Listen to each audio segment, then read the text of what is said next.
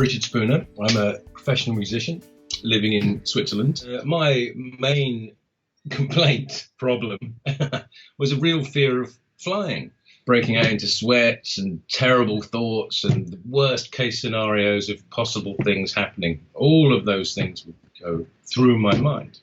It would kind of build up over a series of up to a couple of months before I took a flight, and would basically become more and more unbearable the closer it got to the flight. So initially I was a little bit skeptical about it. Is it possibly going to work as well as it might work face to face? So we had a session over Skype, which was around about an hour or so, and we were just chatting and talking through scenarios and talking through kind of what went on with my particular fears. And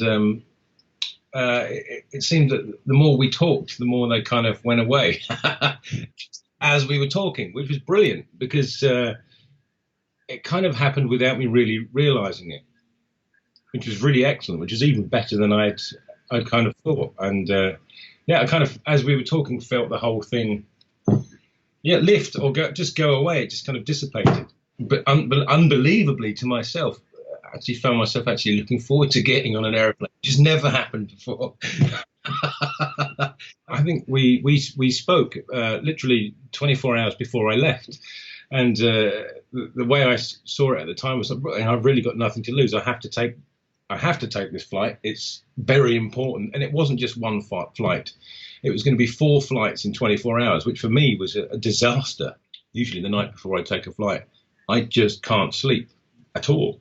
And that night I fell asleep and I woke up with my alarm, surprisingly. It was just like, okay, this is great.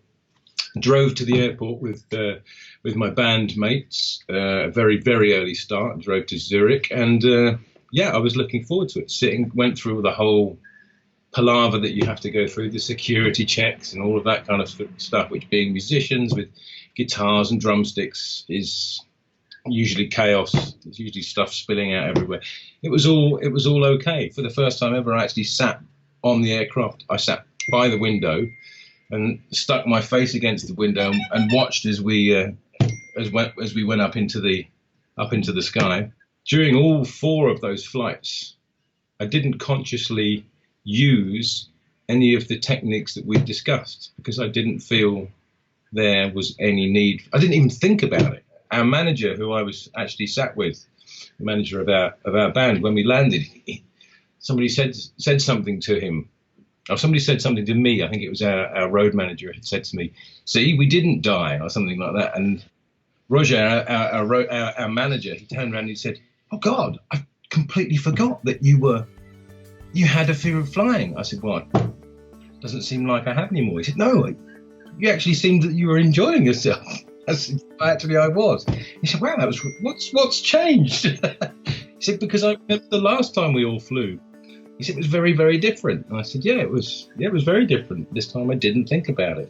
So I just enjoyed it, the experience."